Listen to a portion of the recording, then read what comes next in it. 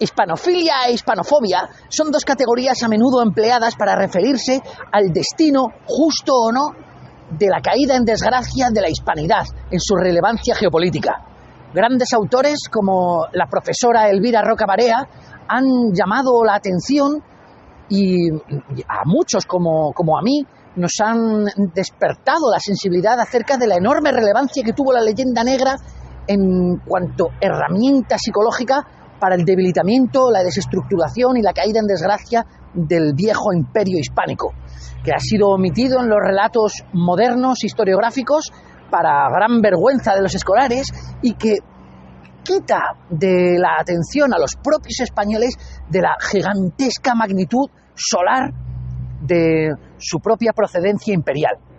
Sin embargo, la propia doña Elvira Roca, como yo, entiende que la cuestión del imperio es cíclico y que por lo tanto no debiéramos, en un esfuerzo hispanófilo, esperar el regreso de su grandeza originaria, sino más bien entender cómo esta corona imperial se desplaza de un lado a otro del modo como lo hace el sol, imperialmente, estando aquí en la sede del Centro de Imputación Objetiva de Autoridad del Imperio actual, junto a una clara invocación del Panteón en Roma y del Templo de Zeus ateniense ya demolido.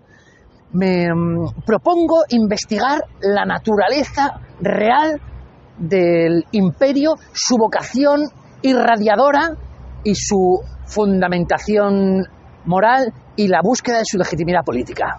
Bienvenidos, mis respetos. Muy bien, queridos, un pequeño inciso que se me olvidaba apuntar. En la estatua de Jefferson, más específicamente no la del Jefferson Memorial, sino la de la Universidad de Virginia, sobre la mítica campana de metal, aparece una figura angelical portando una tablilla con la Declaración de Independencia bajo la efigie de Jefferson, aludiendo a los nombres Atman, Brahma, Zeus, Dios, Jehová, Alá. Véase el pequeño dato que nos está intentando recordar que esta figura mesiánica de independencia pretende constituirse con sello de ley, con fuerza impresa en tablillas pétreas en el centro de irradiación espiritual, aludiendo a todas esas entidades espirituales de las diversas tradiciones.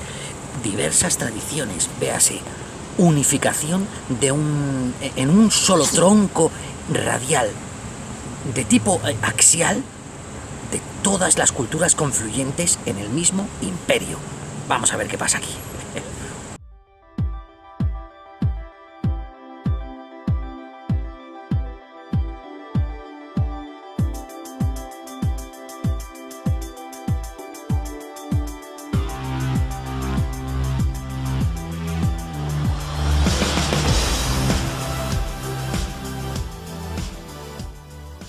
We hold these truths to be self-evident, that all men are created equal, that they are endowed by the Creator with certain unalienable rights, that among these are life, liberty, and the pursuit of happiness.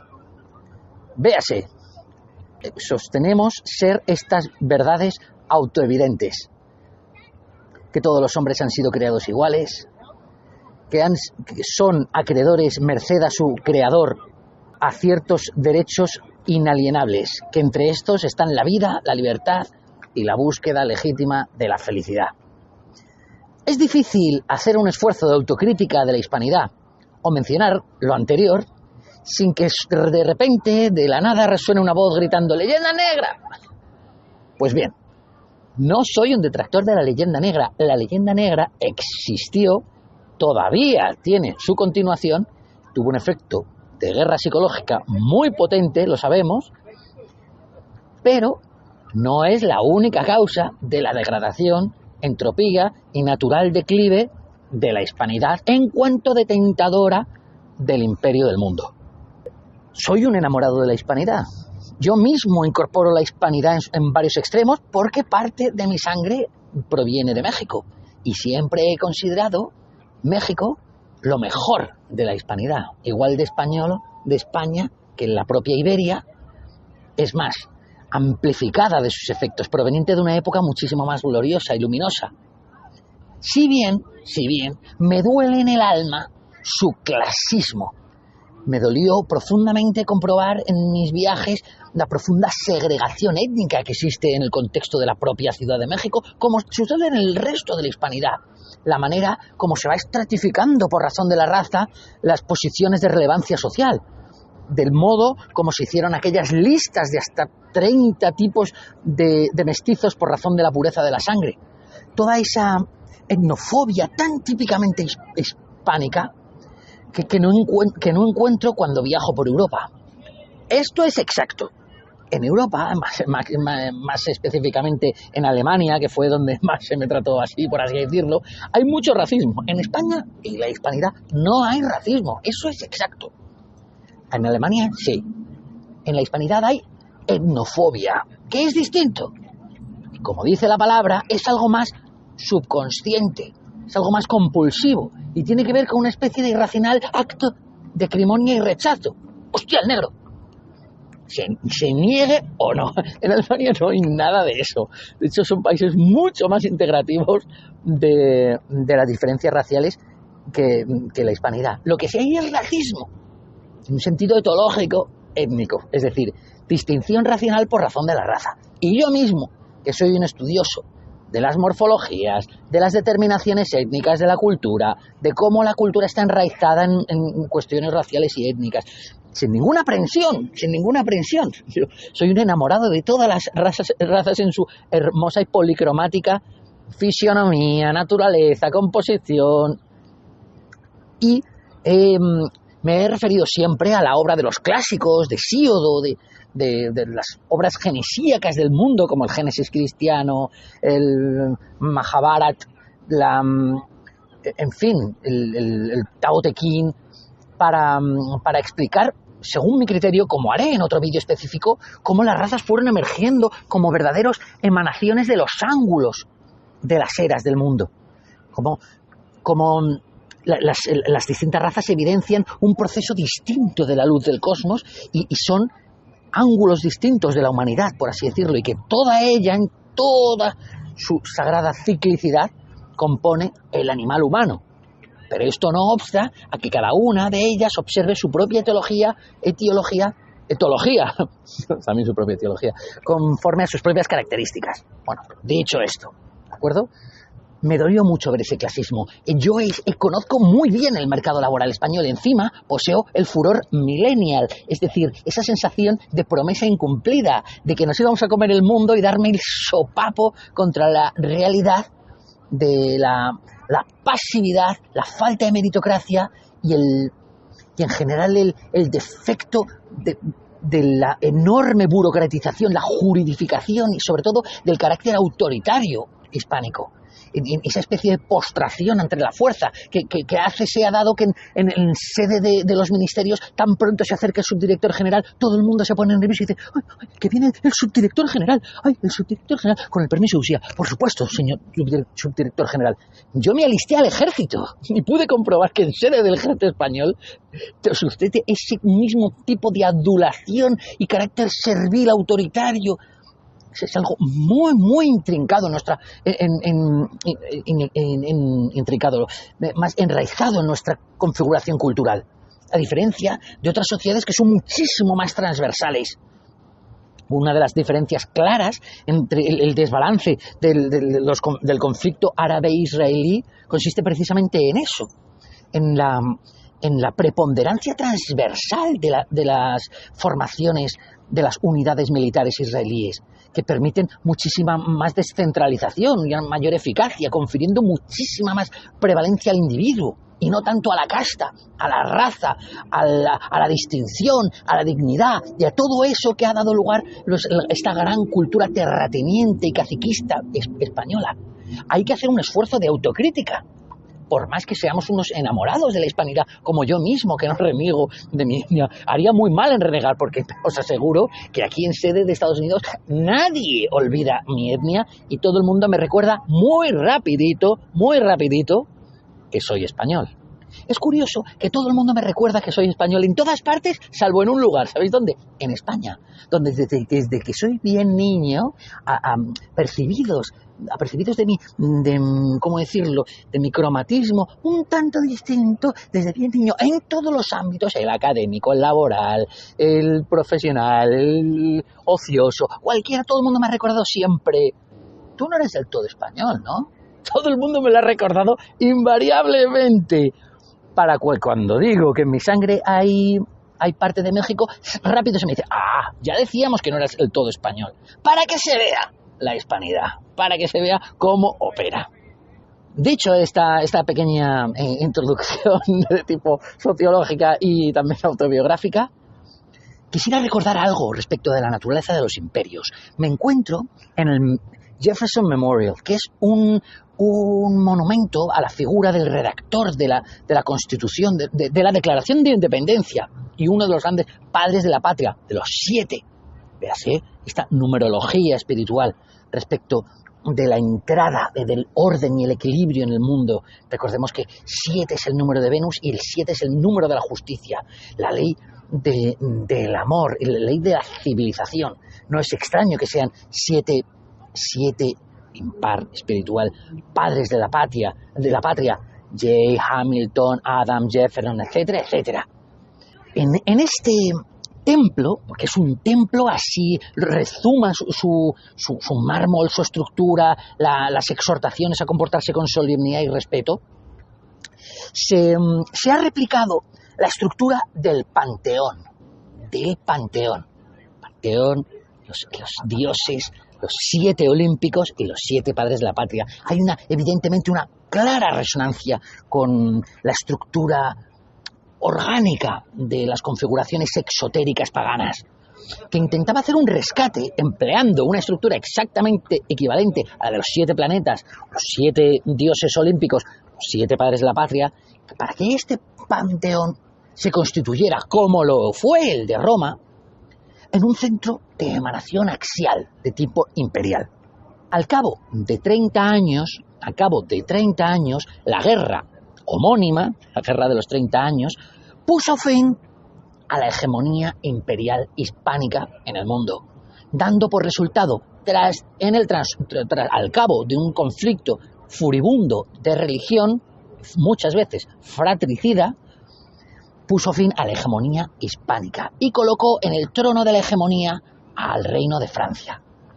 Arbitrado todo esto, disolviendo a sí mismo el poderío del Sacro Imperio Romano Germánico, la toma de decisión de transferir la legitimidad de la hegemonía de España a Francia es de sobra conocido, fue orquestada y promovida por el gran poder imperial del mundo, que sigue siendo a día de hoy el Imperio Atlante, el Imperio Romano, a través de su forma orgánica conocida como Iglesia Católica.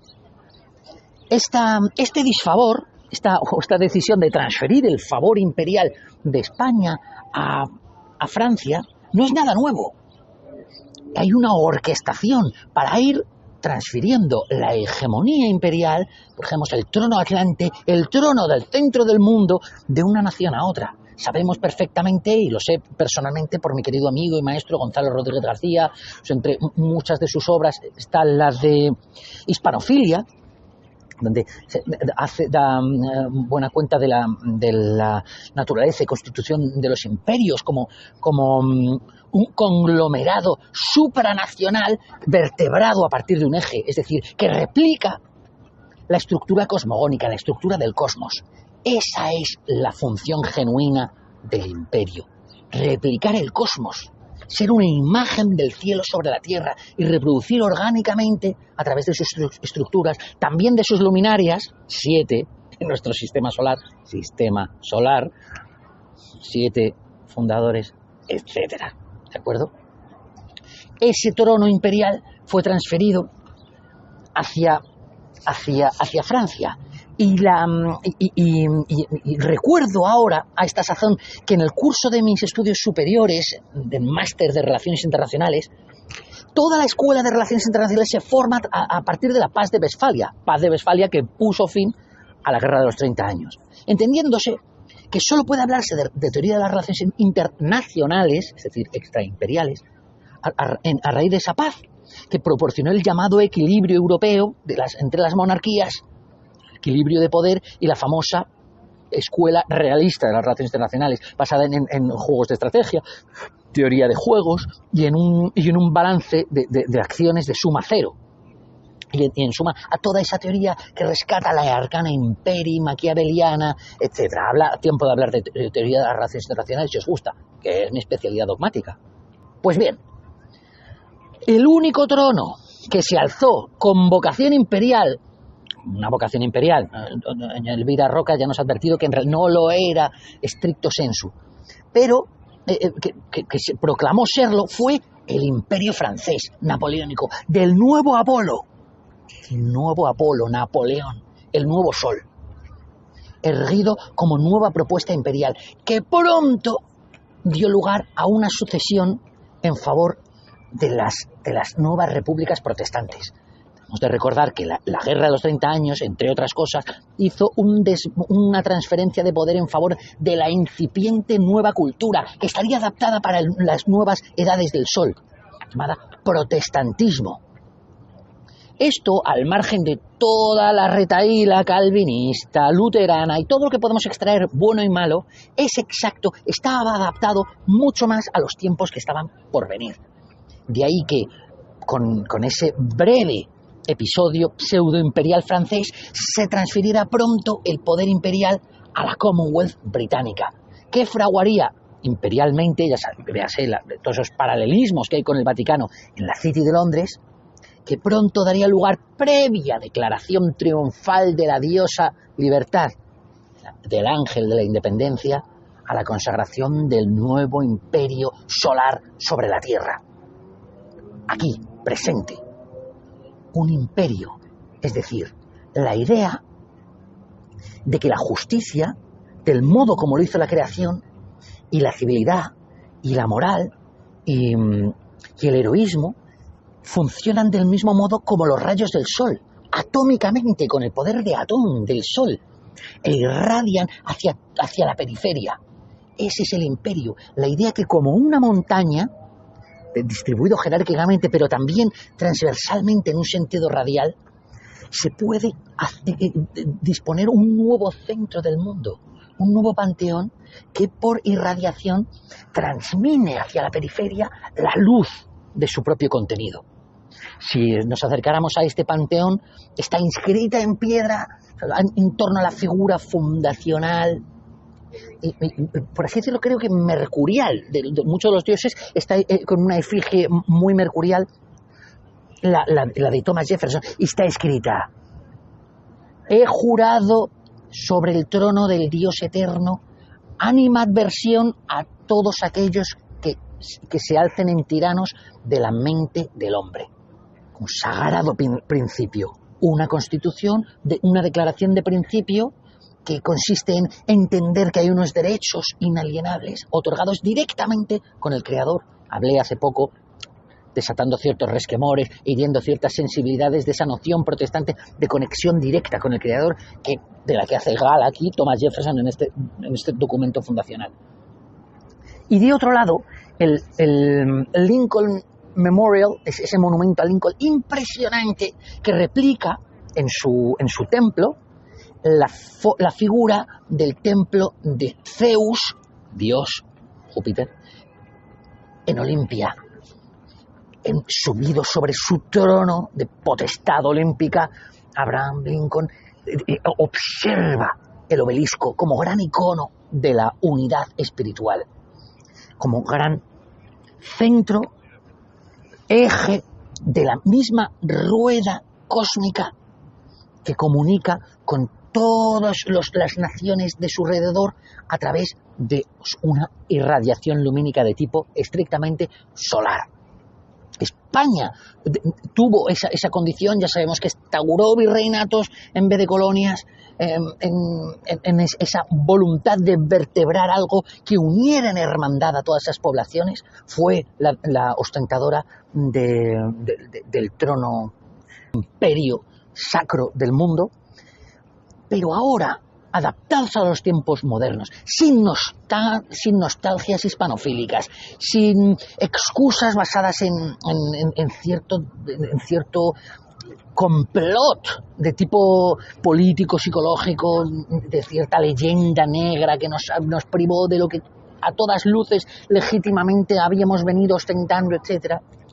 Debemos entender que el trono se fue al nuevo promontorio de Occidente, a la nueva Atlántida, que estaba destinado para ser así. Que el favor de la Iglesia Católica fue a Francia y después a los Estados Unidos, no por ninguna casualidad, sino porque estaba previsto y adaptado a sus nuevos tiempos. Del mismo modo, no nos engañemos, como el fin de la era de Piscis, la era del dios crístico, es decir, ungido, mojado, basado en los valores de Neptuno, la compasión, el sacrificio, la lucha heroica por los grandes valores, la fusión en suprema inundación amorosa de todos los individuos, etc. Todo eso que Jesús de Nazaret, es decir, el cristianismo, representa, también tocará su fin con el fin de esta era, y la luz cambiará, que como sabemos, hacia una nueva era mucho más racional, transversal y objetiva, más tecnológica. El imperio de Piscis se está perdiendo una guerra tecnológica ante nuestros ojos. Este trono solar se desplazará y tendrá que mudarse. Y no nos extrañará ver este tipo de arquitectura estereotológica en el Oriente, donde probablemente se yerga el siguiente trono imperial sobre la Tierra. Pero no haber herido demasiadas susceptibilidades. Ya lo estoy oyendo. Leyenda negra. Yo también considero que existe una leyenda negra, por favor, y no soy un antihispanista, no soy un cerdo maldito e ingrato, pero para quienes han experimentado, como yo, el desastre de la configuración cultural autoritaria y servil, típica de la administración pública española. Conozco bien la administración de su administración de justicia. Fui abogado de oficio y abogado de mi propia cartera de clientes por años. Fui letrado del cuerpo jurídico del CSIC. Conozco perfectamente la administración de justicia, la administración de la ciencia subvencionada. Os puedo asegurar que los científicos españoles, que yo me encargaba y era mi función proteger los derechos del Reino de España en su propiedad industrial y propiedad intelectual. Os aseguro que los científicos españoles están deseando largarse a las universidades americanas y que están dispuestos casi siempre a firmar lo que haga falta con independencia de los derechos del Reino de España, con tal de lanzarse al MIT, a las fundaciones norteamericanas, a las universidades españolas, a los estadounidenses, etcétera, ¿de acuerdo? Que no estoy intentando decir nada que no conozca por propia experiencia. Cuando me refiero al tránsito de un lado a otro del río Bravo, hablo de lo que yo mismo he experimentado, pateándome toda Latinoamérica, viviendo en México, viviendo en el norte de Europa, en Francia, Alemania. Lo que os digo, lo digo no por ningún tipo de prejuicio tendencioso de tipo luteranófilo. No es nada de eso.